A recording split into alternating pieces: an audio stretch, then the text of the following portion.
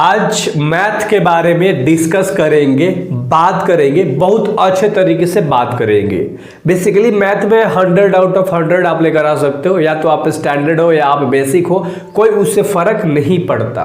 But क्या है ना, बहुत सारे बच्चे एक मीथ बैठा के रख लिया अपने माइंड के अंदर में कि मेरा तो स्टैंडर्ड है, मेरा तो एनसीईआरटी के अलावा बहुत सारे बुक्स पढ़ने, क्वेश्चंस पता नहीं कौन सा आ जाएगा कौन सा नहीं आ जाएगा। बेसिकली ये सारे के सारे जो चीज़ है ना, वो टीचर की वजह से ही तुम्हारे अंदर एक फहमी बनी पड़ी है। इतना मैं यकीन से बोल रहा हूँ, क्योंकि ऐसे ऐसे टीचर आजकल आ चुके हैं ना, आपके माइंड को स्पैम कर दे रहे हैं यार, इधर उधर से चीज़ें आपको बता के आपको बहुत ज़्यादा डिस्टर्ब कर रहे हैं, आपको मेंटली टॉर्चर कर रहे हैं।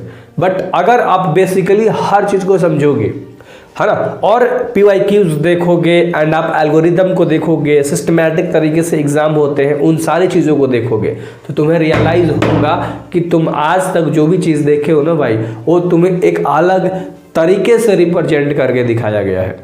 मैं आपको आसान तरीके से बताता हूँ। जितने भी इजी चैप्टर है मैंने इधर लिख रखा है। ये ऐसे चैप्टर है जिस चैप्टर पे 1 से 2 दिन आपको देना है मात्र, और ये सब आपका चैप्टर आपके मुट्ठी में होगा। बट आपको देना है तो 2 से 3 आवर आपको कंसिस्टेंसी के साथ देना है। ऐसा नहीं कि 30 मिनट देखा, 40 मिनट देखा या 1 आवर देखा छोड़ दिया फिर कल देख रहे, ऐसे तुम्हारा माइंड बिल्कुल भी डाइवर्ट हो जाएगा। मेरी बात मान लो, तुम्हारा माइंड बिल्कुल भी डाइवर्ट हो जाएगा और ये बिल्कुल भी सेटिस्फाई नहीं कर पाएगा सब चीज़ों को, और आप गलती करोगे।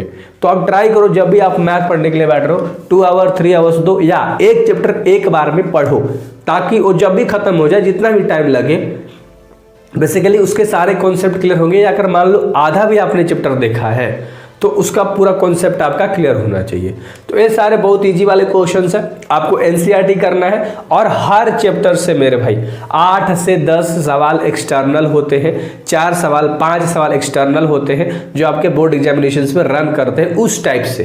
तो ये सारे सवाल देखना है। मैं चैप्टर वाइज आपको क्वेश्चन बता रहा हूँ, सीरीज वो देख लेना, साइंस का भी देख लेना, आप फोड़ दोगे डिस्क्रिप्शन में आपको लिंक मिल जाएगा। ठीक है, तो ये सारी चीज़ें करना ईजी वाला है। अगर हम मुश्किल वाले की बात करें, बहुत सारे बच्चों को ना 8 और 9 चैप्टर इजी लगता है, क्योंकि ये सारा जो है कॉन्सेप्ट के ऊपर ही बनता है फार्मूला का यूज़ करके, तो बहुत आसान लगता है बहुत सारे बच्चों को। और इनफैक्ट 90% बच्चों को ये जो चैप्टर है वो बहुत मुश्किल लगता है। तो याद रखना, ये जो चीज़ है ये सब कॉन्सेप्ट और फॉर्मूले के बेसिस पे है। आप जब तक इसके कॉन्सेप्ट को नहीं पकड़ोगे कि कॉन्सेप्ट क्या कह रहा है, क्वेश्चन कैसे सॉल्व करना है, कहाँ कौन सा मेथड लगेगा, हम मेथड अगर लगा रहे हैं तो सही लगा रहे हैं या गलत लगा रहे हैं, ये सारे सवाल आपके माइंड के अंदर में आना चाहिए। मैं मैथ्स में बच्चों को 100 आउट ऑफ 100 दिला चुका हूँ। मैं हर वीडियोज़ में बोलता हूँ, क्योंकि यार मैंने दिलाया है, बहुत सारे बच्चों को दिलाया है। ठीक है, और मैं कोई ऐसा नहीं कि 200-300 बच्चों का ग्रुप पढ़ाता था, नहीं, 30, 25, 22 इस तरह से ऑफलाइन ट्यूशन्स की बात कर रहा हूँ। वहाँ पर भी बच्चों के आए हैं, क्योंकि मेरा माइंडसेट अलग होता है। पहले मैं एनसीईआरटी कराता हूँ, फिर उसके बाद एक्सटर्नल बुक के क्वेश्चंस लगवाता हूँ और कॉन्सेप्ट क्लियर कराता हूँ। अगर बच्चा ये पकड़ने लगेगा ना, क्वेश्चन अपने आप सॉल्व होता है, समझ जाना। ठीक है, जैसे कोई आपको डायरेक्शन बता रहा है तो आप उस जगह पे पहुंच जाते हो। सेम मैथ के साथ भी होता है, कोई आपको गाइड कर रहा है, कोई आपको बता रहा है कि भाई देख ऐसे कर ले, ये चैप्टर आसान है, चैप्टर इजी है, इसमें ये मेथड है, इसमें ये मेथड है, थोड़ा सा जो कि टफ लगेगा, बट इसके इस तरह से ना निचोड़ दिए जाते हैं, इस तरह से ना तोड़े जाते हैं, तो ईजिली आपको वो चीज़ें समझ में आती हैं। ठीक है, तो हमारा ये रहा, और हर चैप्टर से मैंने कहा कि सारी चीज़ें हैं। अब हम लोग अपने स्ट्रैटेजी पे आते हैं कि हम लोग मात्र 45 डे देकर, कितना 45 डे देकर हम कैसे एक मैथ में बेहतर स्कोर कर पाएंगे। बेसिकली मेरा हर चीज़ में 3 मेथड्स होता है। मैं इस मेथड को बहुत ज़्यादा इंप्रूव कराता हूँ बच्चों से। ठीक है ना, देखो सबसे पहला जो है इम्पोर्टेंट आप देख लो, है ना, वेटेज वाला चैप्टर देख लो, एक साइड रख लो सब। ठीक है, इस पे ज़्यादा कंसिस्टेंट रहना। ठीक है, एक जो होता है वो मिड वाला होता है, जहाँ से एवरेज मार्क्स होते हैं, वह चैप्टर को इसमें रखना है। 2 से 3 चैप्टर से जहाँ एवरेज मार्क्स है, बाकी सब तो वेटेज लेकर चैप्टर बैठा है। ठीक है, और एक जो है यहाँ पर केवल कॉन्सेप्ट वाला रखना चैप्टर, है ना।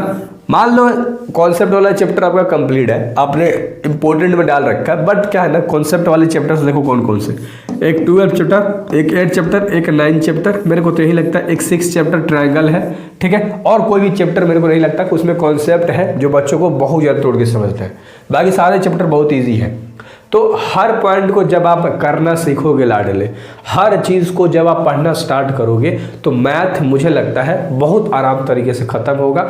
जब भी पढ़ने बैठो तब एक चैप्टर लेकर बैठो, ऐसा नहीं कि मैंने उठा लिया 3 चैप्टर 4 चैप्टर, नहीं।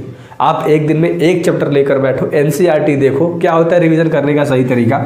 ये आपका मान लो पूरा चैप्टर है, आप जब रिवीजन करने बैठोगे तो इनफैक्ट आपको दिखेगा कि ये पूरे के पूरे मेरे चैप्टर के अंदर में मेरे से 8 सवाल है या 6 सवाल है या 4 सवाल है या मात्र 2 सवाल है या 2 टॉपिक है, कॉन्सेप्ट है जो मेरे को समझना है, बाकी सारी चीज़ें आ रही है। तो जो चीज़ें आपको आ रही है आपके माइंड में बिल्कुल क्लियर है कि इस चीज़ पे मेरे को पकड़ नहीं बनानी, ये ऑलरेडी मैंने पकड़ बना के रखी है, मैं कैसे भी इसको लिख दूंगा। तो इस चीज़ पे फोकस उतना नहीं करना, बस एक बार देख लो काम हो जाएगा।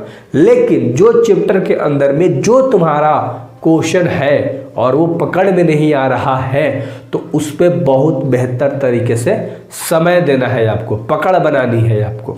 सीबीएसई में क्या होता है, हर साल सीबीएसई में हर साल 64 मार्क्स के जो क्वेश्चन होते हैं सेम कॉन्सेप्ट से रन कर जाते हैं। कभी कभी तो 35 to 38 मार्क्स के जो सवाल होते हैं मैथ में वो हूबहू छप जाते हैं। तो आपको हर चीज़ पता होना चाहिए, यहाँ रहोगे हर चीज़ पता लगेगा। सो बेस्ट ऑफ लक, उम्मीद है हर चीज़ समझ में आ गया होगा। अब आप मैथ आराम से कर लोगे, बाकी मैं चैप्टर वाइज आपको इंपॉर्टेंट क्वेश्चन बता रहा हूँ, उससे आपको कर लेना है। सो मिलते हैं अगली वीडियोज़ में। आई होप आप सब्सक्राइब करके जाओगे। Best of luck.